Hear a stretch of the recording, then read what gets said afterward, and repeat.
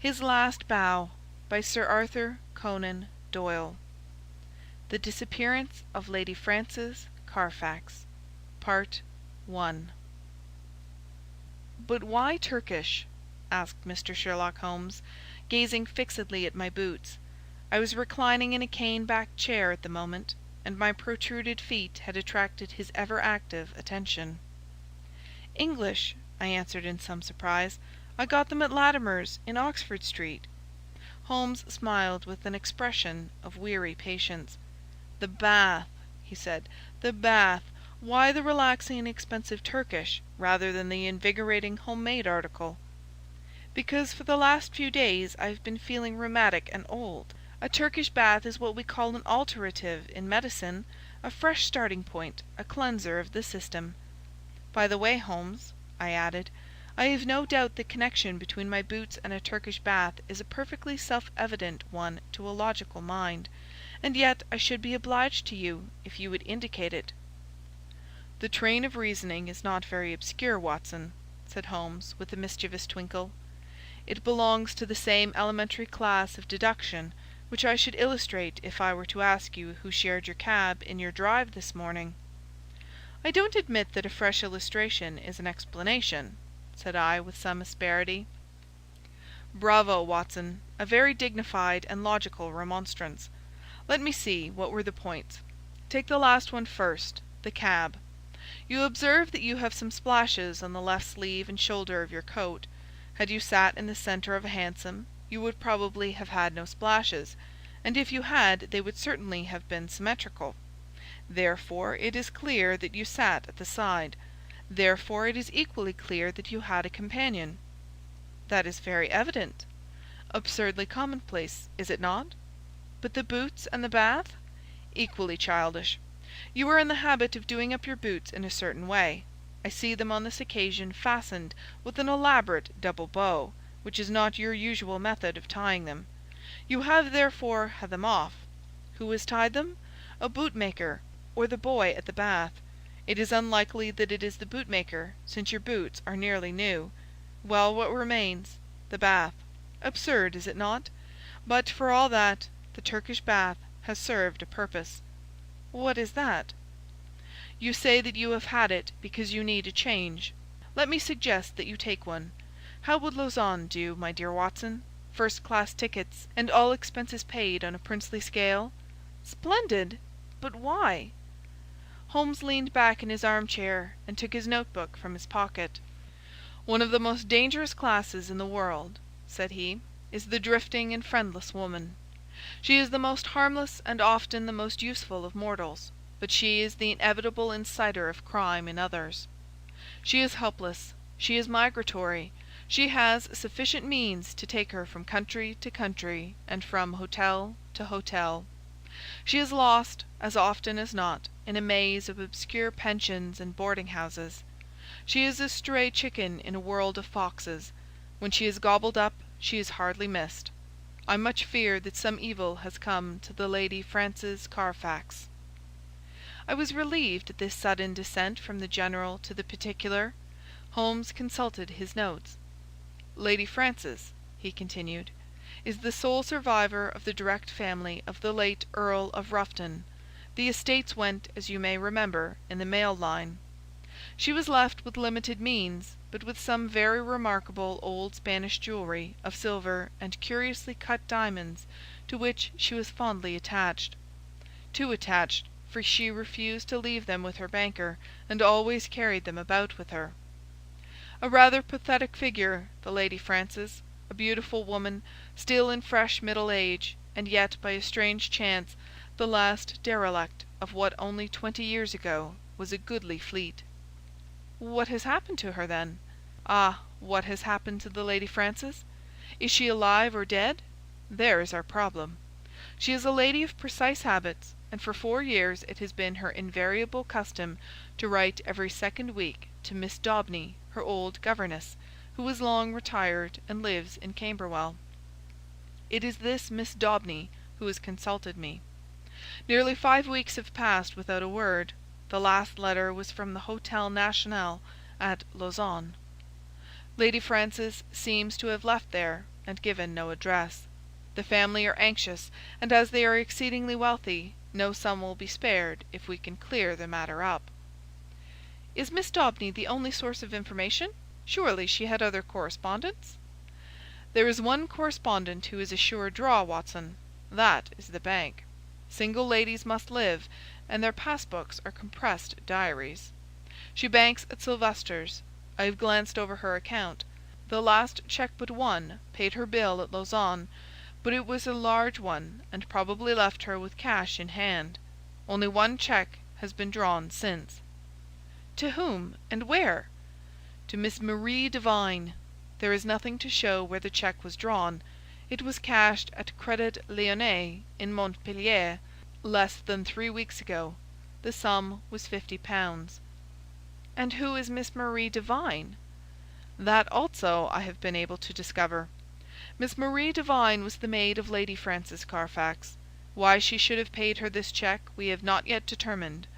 I have no doubt, however, that your researches will soon clear the matter up." "My researches?" "Hence the health-giving expedition to Lausanne. You know that I cannot possibly leave London while old Abrahams is in such mortal terror of his life. Besides, on general principles it is best that I should not leave the country. Scotland Yard feels lonely without me, and it causes an unhealthy excitement among the criminal classes. Go then, my dear Watson, and if my humble counsel can ever be valued at so extravagant a rate as 2d. a word, it waits your disposal night and day at the end of the Continental wire." 2 days later found me at the Hôtel National at Lausanne, where I received every courtesy at the hands of Monsieur Moser, the well-known manager. Lady Frances, as he informed me, had stayed there for several weeks. She had been much liked by all who met her. Her age was not more than 40. She was still handsome, and bore every sign of having, in her youth, been a very lovely woman. Monsieur Moser knew nothing of any valuable jewellery, but it had been remarked by the servants that the heavy trunk in the lady's bedroom was always scrupulously locked. Marie Devine, the maid, was as popular as her mistress. She was actually engaged to one of the head waiters in the hotel, and there was no difficulty in getting her address. It was 11 Rue de Tréjean, Montpellier. All this I jotted down, and felt that Holmes himself could not have been more adroit in collecting his facts. Only one corner still remained in the shadow. No light which I possessed could clear up the cause for the lady's sudden departure. She was very happy at Lausanne. There was every reason to believe that she intended to remain for the season in her luxurious rooms overlooking the lake, and yet she had left at a single day's notice, which involved her in the useless payment of a week's rent. Only Jules Vibert, the lover of the maid, had any suggestion to offer. He connected the sudden departure with the visit to the hotel a day or two before of a tall, dark, bearded man. "Un sauvage, un véritable sauvage," cried Jules Vibert. The man had rooms somewhere in the town. He had been seen talking earnestly to Madame on the promenade by the lake. Then he had called. She had refused to see him. He was English, but of his name there was no record. Madame had left the place immediately afterwards. Jules Vibert, and, what was of more importance, Jules Vibert's sweetheart, thought that this call and this departure were cause and effect. Only one thing Jules would not discuss. That was the reason why Marie had left her mistress. Of that he could or would say nothing. If I wished to know, I must go to Montpellier and ask her. So ended the first chapter of my inquiry. The second was devoted to the place which Lady Frances Carfax had sought when she left Lausanne. Concerning this there had been some secrecy, which confirmed the idea that she had gone with the intention of throwing someone off her track. Otherwise, why should not her luggage have been openly labelled for Baden? Both she and it reached the Rhenish Spa by some circuitous route. This much I gathered from the manager of Cook's local office. So to Baden I went, after dispatching to Holmes an account of all my proceedings, and receiving in reply a telegram of half-humorous commendation. At Baden the track was not difficult to follow. Lady Frances had stayed at the Englischer Hof for a fortnight. While there she had made the acquaintance of a Dr. Schlesinger and his wife, a missionary from South America. Like most lonely ladies, Lady Frances found her comfort and occupation in religion. Dr. Schlesinger's remarkable personality, his whole-hearted devotion, and the fact that he was recovering from a disease contracted in the exercise of his apostolic duties affected her deeply. She had helped Mrs. Schlesinger in the nursing of the convalescent saint. He spent his day, as the manager described it to me, upon a lounge chair in the veranda, with an attendant lady upon either side of him. He was preparing a map of the Holy Land, with especial reference to the kingdom of the Midianites, upon which he was writing a monograph.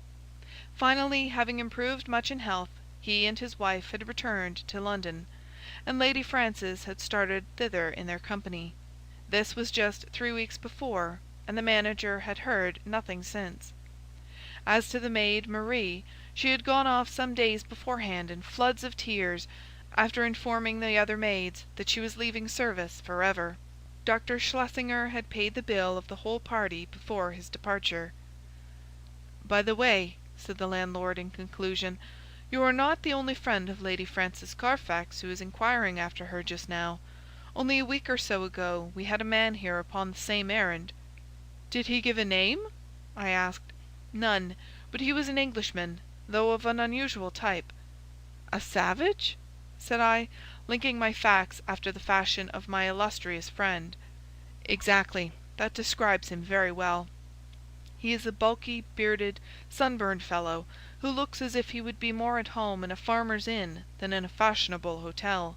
A hard, fierce man, I should think, and one whom I should be sorry to offend." Already the mystery began to define itself, as figures grow clearer with the lifting of a fog. Here was this good and pious lady pursued from place to place by a sinister and unrelenting figure. She feared him, or she would not have fled from Lausanne. He had still followed. Sooner or later he would overtake her. Had he already overtaken her? Was that the secret of her continued silence?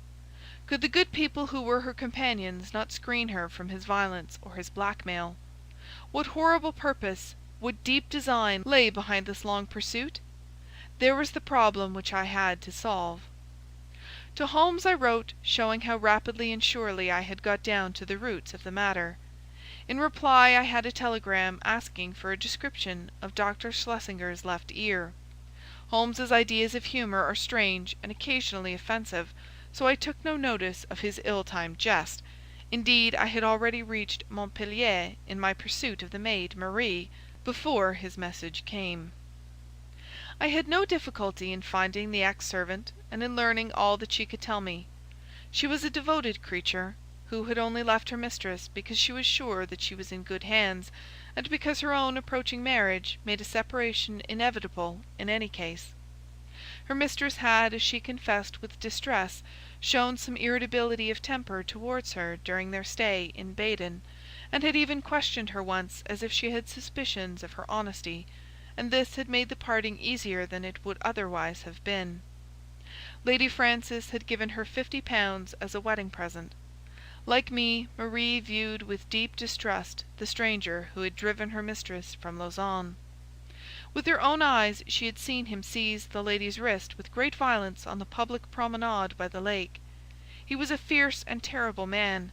She believed that it was out of dread of him that Lady Frances had accepted the escort of the Schlesingers to London. She had never spoken to Marie about it, but many little signs had convinced the maid that her mistress lived in a state of continual nervous apprehension. So far she had got in her narrative, when suddenly she sprang from her chair, and her face was convulsed with surprise and fear. "See!" she cried, "the miscreant follows still! There is the very man of whom I speak." Through the open sitting-room window I saw a huge, swarthy man with a bristling black beard walking slowly down the centre of the street and staring eagerly at the numbers of the houses. It was clear that, like myself, he was on the track of the maid. Acting upon the impulse of the moment, I rushed out and accosted him. "You are an Englishman," I said.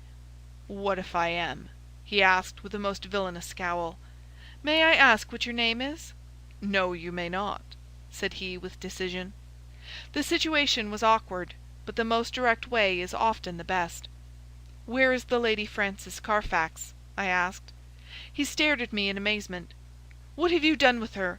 Why have you pursued her? I insist upon an answer," said I. The fellow gave a bellow of anger and sprang upon me like a tiger. I have held my own in many a struggle, but the man had a grip of iron and the fury of a fiend. His hand was on my throat, and my senses were nearly gone before an unshaven French ouvrier in a blue blouse darted out from a cabaret opposite with a cudgel in his hand and struck my assailant a sharp crack over the forearm, which made him leave go his hold. He stood for an instant fuming with rage and uncertain whether he should not renew his attack. Then with a snarl of anger he left me and entered the cottage from which I had just come. I turned to thank my preserver, who stood beside me in the roadway. "Well, Watson," said he, "a very pretty hash you have made of it. I rather think you had better come back with me to London by the night express." An hour afterwards, Sherlock Holmes, in his usual garb and style, was seated in my private room at the hotel. His explanation of his sudden and opportune appearance was simplicity itself, for, finding that he could get away from London, he determined to head me off at the next obvious point of my travels. In the disguise of a working man, he had sat in the cabaret waiting for my appearance. "And a singularly consistent investigation you have made, my dear Watson," said he. "I cannot at the moment recall any possible blunder which you have omitted. The total effect of your proceeding has been to give the alarm everywhere, and yet to discover nothing." "Perhaps you would have done no better," I answered bitterly. "There is no perhaps about it. I have done better. Here is the Honourable Philip Green, who is a fellow lodger with you in this hotel, and we may find him the starting point for a more successful investigation." A card had come up on a salver, and it was followed by the same bearded ruffian who had attacked me in the street. He started when he saw me. "What is this, Mr. Holmes?" he asked. "I had your note and I have come, but what has this man to do with the matter?" "This is my old friend and associate, Dr. Watson, who is helping us in this affair." The stranger held out a huge sunburned hand, with a few words of apology. "I hope I didn't harm you. When you accused me of hurting her, I lost my grip of myself. Indeed, I'm not responsible in these days. My nerves are like live wires. But this situation is beyond me. What I want to know, in the first place, Mr. Holmes, is how in the world you came to hear of my existence at all." "I am in touch with Miss Daubeny, Lady Frances's governess." "Old Susan Daubeny with the mob cap. I remember her well." "And she remembers you. It was in the days before you found it better to go to South Africa." "Ah, I see you know my whole story. I need hide nothing from you. I swear to you, Mr. Holmes, that there never was in this world a man who loved a woman with a more whole-hearted love than I had for Frances. I was a wild youngster, I know, not worse than others of my class, but her mind was pure as snow. She could not bear a shadow of coarseness.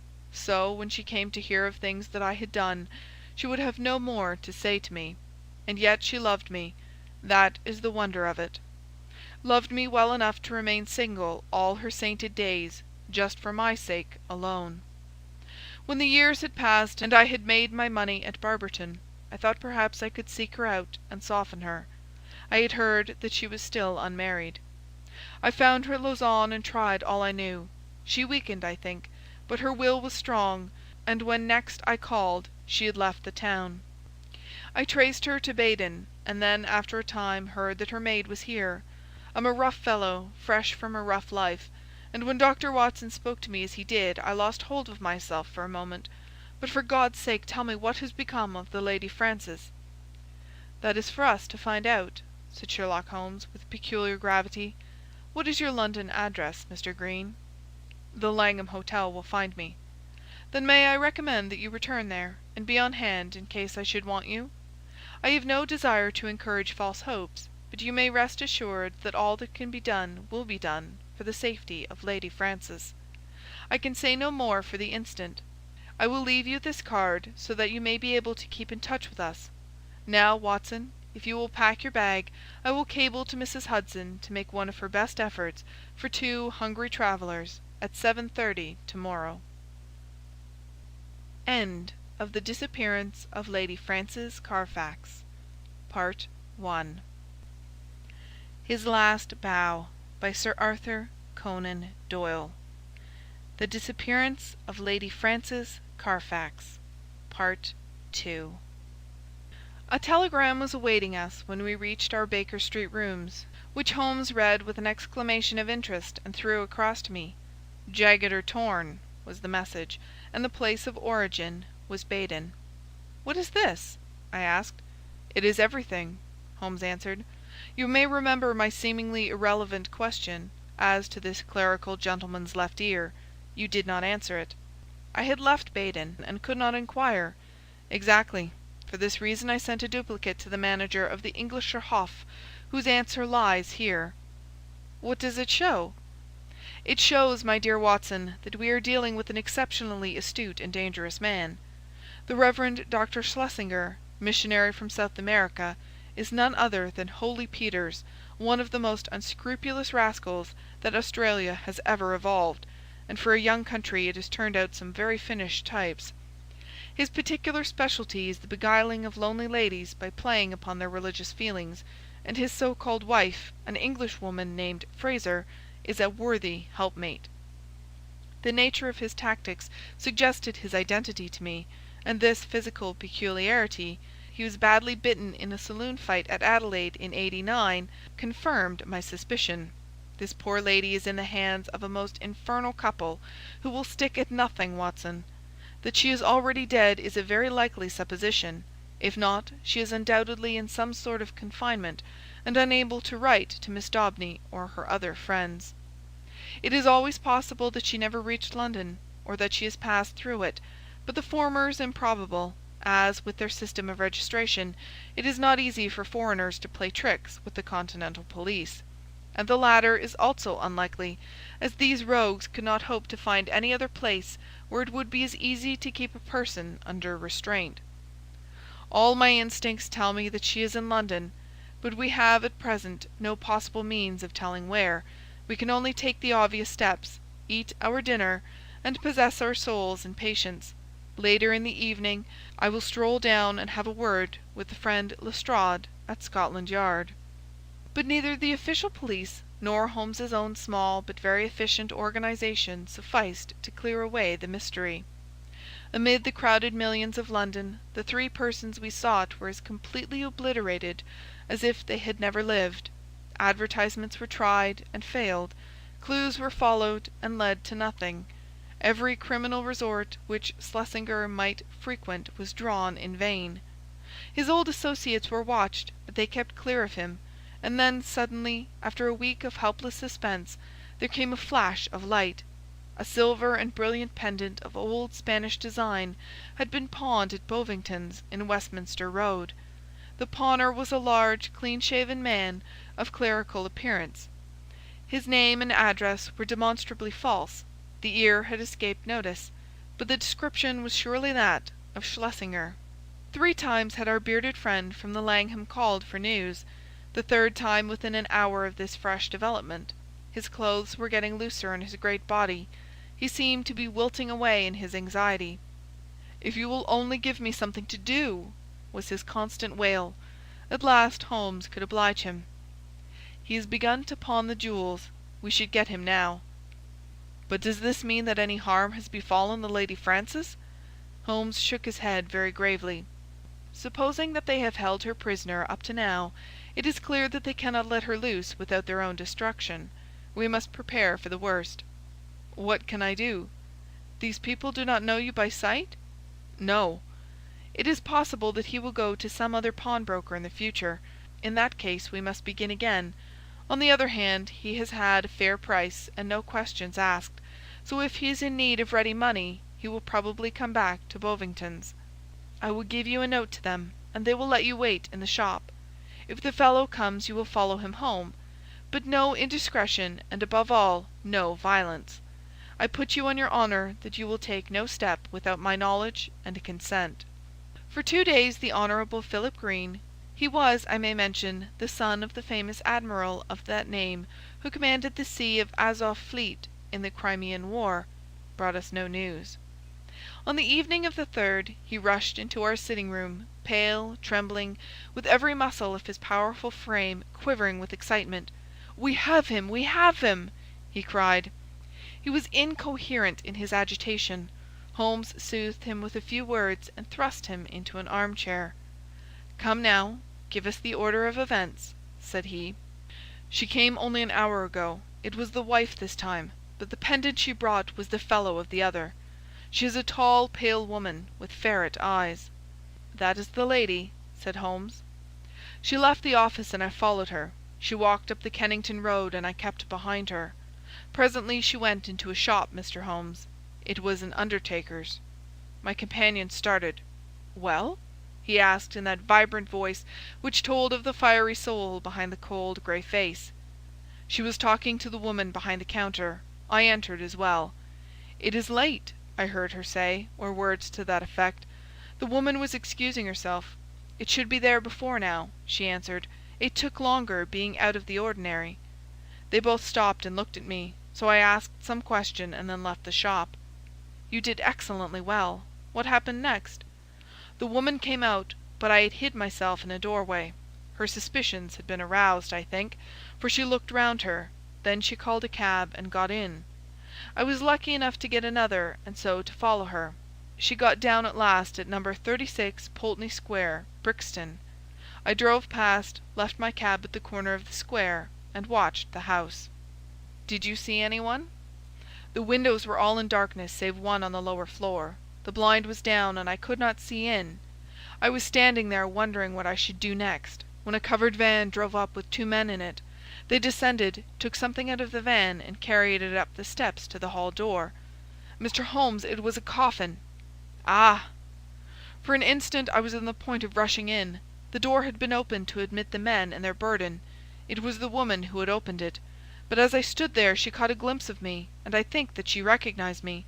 I saw her start, and she hastily closed the door. I remembered my promise to you, and here I am." "You have done excellent work," said Holmes, scribbling a few words upon a half-sheet of paper. "We can do nothing legal without a warrant, and you can serve the cause best by taking this note down to the authorities and getting one. There may be some difficulty, but I should think that the sale of the jewellery should be sufficient. Lestrade will see to all details." "But they may murder her in the meanwhile. What could the coffin mean, and for whom could it be but for her?" "We will do all that can be done, Mr. Green. Not a moment will be lost. Leave it in our hands. Now, Watson," he added, as our client hurried away, "he will set the regular forces on the move. We are, as usual, the irregulars, and we must take our own line of action. The situation strikes me as so desperate that the most extreme measures are justified. Not a moment is to be lost in getting to Pulteney Square. Let us try to reconstruct the situation," said he, as we drove swiftly past the Houses of Parliament and over Westminster Bridge. "These villains have coaxed this unhappy lady to London, after first alienating her from her faithful maid. If she has written any letters, they have been intercepted. Through some confederate, they have engaged a furnished house. Once inside it, they have made her a prisoner, and they have become possessed of the valuable jewellery which has been their object from the first. Already they have begun to sell part of it, which seems safe enough to them, since they have no reason to think that anyone is interested in the lady's fate. When she is released she will, of course, denounce them. Therefore she must not be released. But they cannot keep her under lock and key forever, so murder is their only solution." "That seems very clear." "Now we will take another line of reasoning. When you follow 2 separate chains of thought, Watson, you will find some point of intersection which should approximate to the truth. We will start now, not from the lady, but from the coffin, and argue backward. That incident proves, I fear, beyond all doubt, that the lady is dead. It points also to an orthodox burial with proper accompaniment of medical certificate and official sanction. Had the lady been obviously murdered, they would have buried her in a hole in the back garden. But here all is open and regular. What does that mean? Surely that they have done her to death, in some way which has deceived the doctor and simulated a natural end, poisoning perhaps. And yet how strange that they should ever let a doctor approach her unless he were a confederate, which is hardly a credible proposition. Could they have forged a medical certificate? Dangerous, Watson, very dangerous. No, I hardly see them doing that. Pull up, cabby! This is evidently the undertaker's, for we have just passed the pawnbroker's. Would you go in, Watson? Your appearance inspires confidence. Ask what hour the Pulteney Square funeral takes place tomorrow. The woman in the shop answered me without hesitation that it was to be at 8 o'clock in the morning. You see, Watson, no mystery, everything above board. In some way the legal forms have undoubtedly been complied with, and they think that they have little to fear. Well, there's nothing for it now but a direct frontal attack. Are you armed? My stick. Well, well, we shall be strong enough. Thrice is he armed who hath his quarrel just. We simply can't afford to wait for the police or to keep within the four corners of the law. You can drive off, cabby. Now, Watson, we'll just take our luck together, as we have occasionally done in the past." He had rung loudly at the door of a great dark house in the centre of Pulteney Square. It was opened immediately, and the figure of a tall woman was outlined against the dim-lit hall. "Well, what do you want?" she asked sharply, peering at us through the darkness. "I want to speak to Dr. Schlesinger," said Holmes. "There is no such person here," she answered, and tried to close the door, but Holmes had jammed it with his foot. "Well, I want to see the man who lives here, whatever he may call himself," said Holmes firmly. She hesitated, then she threw open the door. "Well, come in," said she. "My husband is not afraid to face any man in the world." She closed the door behind us and showed us into a sitting-room on the right side of the hall, turning up the gas as she left us. "Mr. Peters will be with you in an instant," she said. Her words were literally true, for we had hardly time to look around the dusty and moth-eaten apartment in which we found ourselves before the door opened and a big, clean-shaven, bald-headed man stepped lightly into the room. He had a large red face with pendulous cheeks and a general air of superficial benevolence which was marred by a cruel, vicious mouth. "There is surely some mistake here, gentlemen," he said in an unctuous, make-everything-easy voice. "I fancy that you have been misdirected, possibly if you tried farther down the street." "That will do.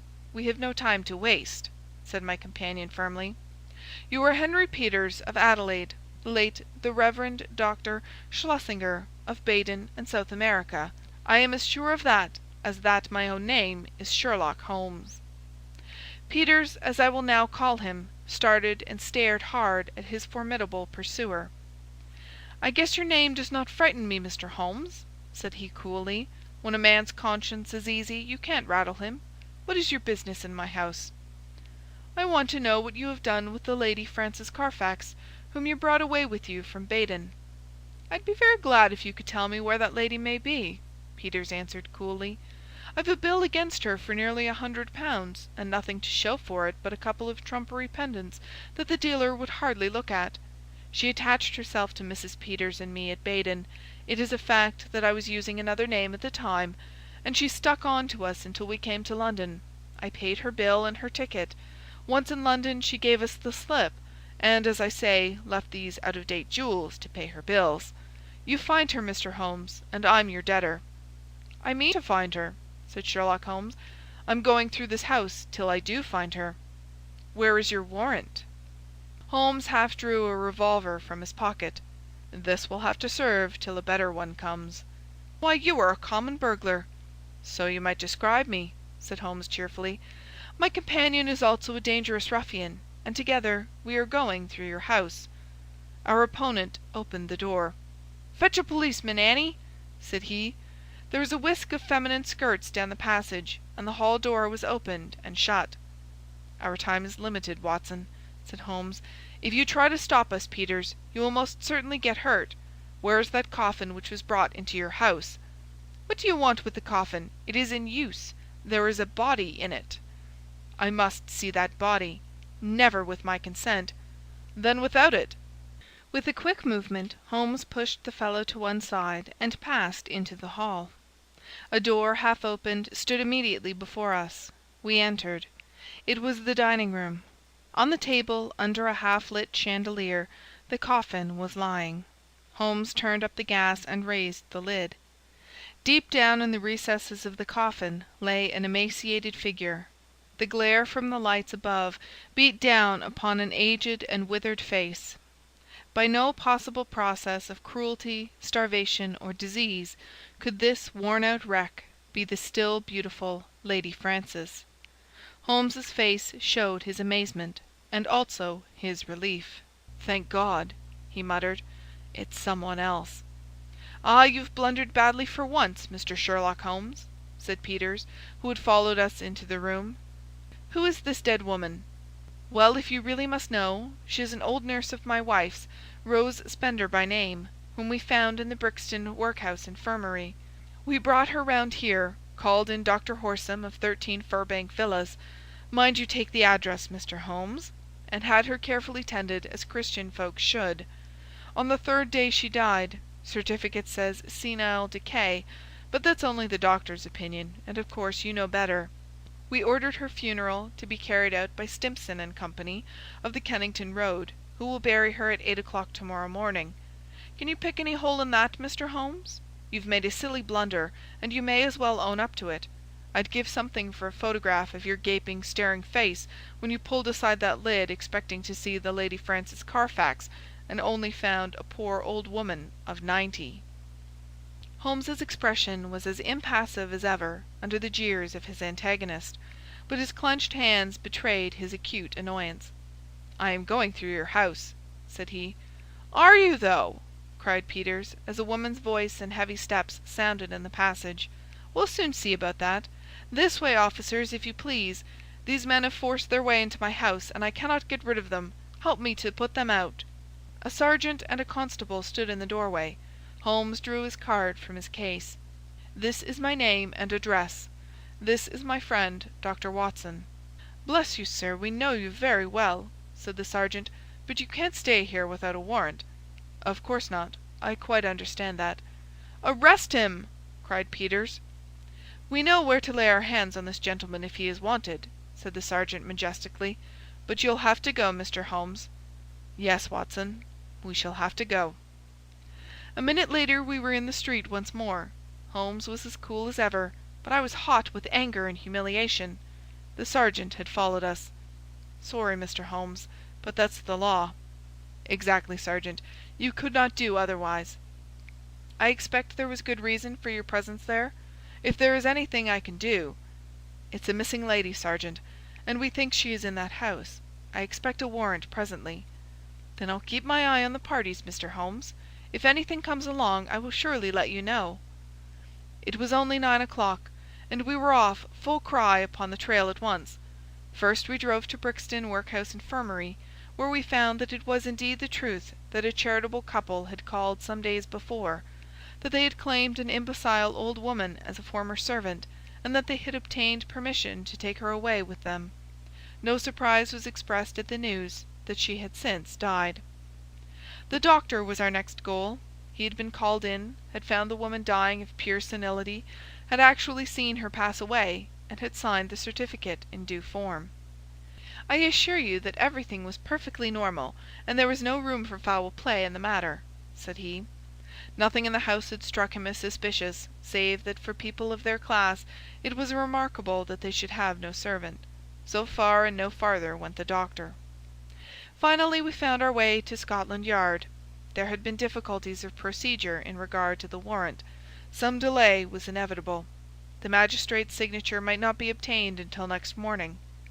If Holmes would call about 9, he could go down with Lestrade and see it acted upon. So ended the day, save that near midnight our friend, the sergeant, called to say that he had seen flickering lights here and there in the windows of the great dark house, but that no one had left it and none had entered. We could but pray for patience and wait for the morrow. Sherlock Holmes was too irritable for conversation, and too restless for sleep.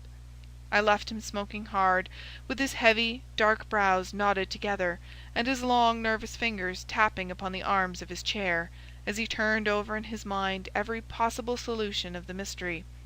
Several times in the course of the night I heard him prowling about the house. Finally, just after I had been called in the morning, he rushed into my room. He was in his dressing-gown, but his pale, hollow-eyed face told me that his night had been a sleepless one. "What time was the funeral? 8, was it not?" he asked eagerly. "Well, it is 7:20 now. Good heavens, Watson, what has become of any brains that God has given me? Quick, man, quick! It's life or death, 100 chances on death to 1 on life. I'll never forgive myself, never, if we are too late." 5 minutes had not passed before we were flying in a hansom down Baker Street. But even so it was 25 to 8 as we passed Big Ben, and 8 struck as we tore down the Brixton Road. But others were late as well as we. 10 minutes after the hour the hearse was still standing at the door of the house, and even as our foaming horse came to a halt, the coffin, supported by 3 men, appeared on the threshold. Holmes darted forward and barred their way.